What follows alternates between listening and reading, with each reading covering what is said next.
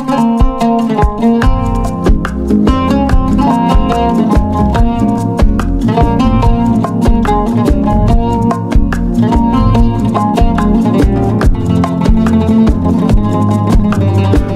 kamu menyadari seberapa sering sebuah kata makian terdengar di sela-sela tawa pertemanan kita di kampus?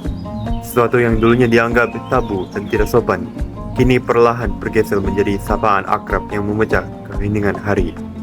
Di tengah padanya kehidupan kampus teknik elektro Universitas Brawijaya, dengan tugas yang terus berdatang, kelas yang silih berganti, serta tekanan akademik yang tinggi, mahasiswa mencari cara untuk mengekspresikan diri, mulai dari suasana kelas, lingkaran organisasi, hingga obrolan santai di tongkrongan. Semua membentuk lingkungan sosial yang unik. Dalam interaksi inilah, komunikasi verbal mengalami pergeseran makna. Kata-kata kasar tidak lagi melulu tentang kemarahan, melainkan bertransformasi menjadi bumbu candaan dan pelampiasan stres akademik.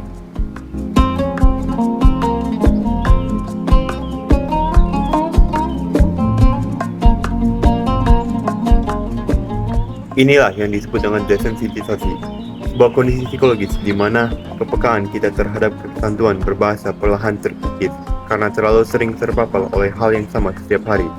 Kami dari Kelompok 7 mencoba menelusuri lebih dalam sejauh mana normalisasi ini terjadi di kalangan mahasiswa teknik elektro Universitas Brawijaya dari sudut pandang sosial, moral, dan nilai-nilai agama Islam. Melalui kuesioner yang kami sebarkan kepada mahasiswa teknik elektro, kami menemukan realitas yang menarik. Mayoritas responden sangat setuju bahwa mereka kerap mendengar bahasa kasar di lingkungan kampus setiap hari. Menariknya, sebagian besar dari mereka menganggap hal ini wajar asalkan dilakukan dalam konteks bercanda dengan teman akrab. Di lingkungan tongkrongan, kata-kata ini bahkan telah disepakati secara tidak tertulis sebagai simbol kedekatan dan solidaritas kelompok.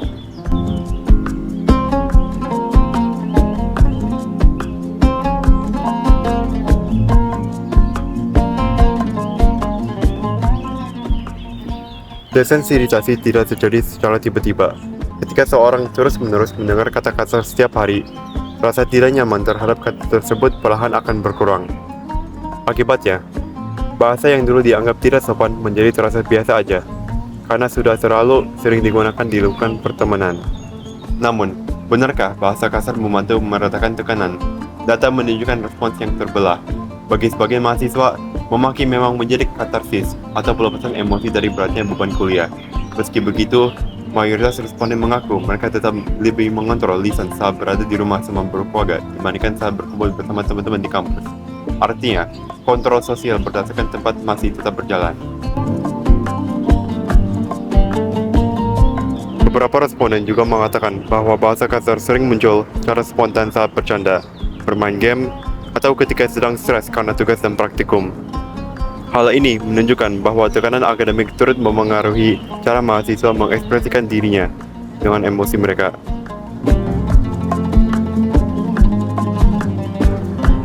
Meski begitu, sebagian besar mahasiswa sebenarnya masih mampu membedakan situasi formal dan non-formal.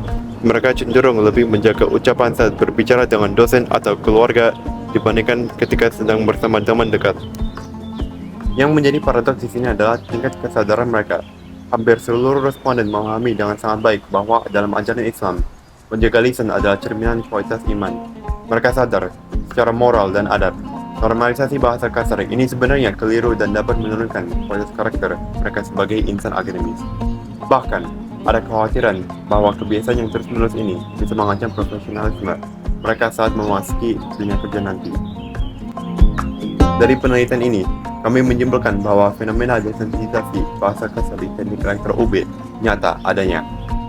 Faktor lingkungan pertemanan menjadi pendorong utama, sementara penurunan sensitivitas verbal bertindak sebagai pembenaran. Mahasiswa terjebak dalam dualisme, sadar akan nilai-nilai ideal agama dan etika berbicara, namun berkompromi demi bisa membaur dengan lingkungan sosialnya.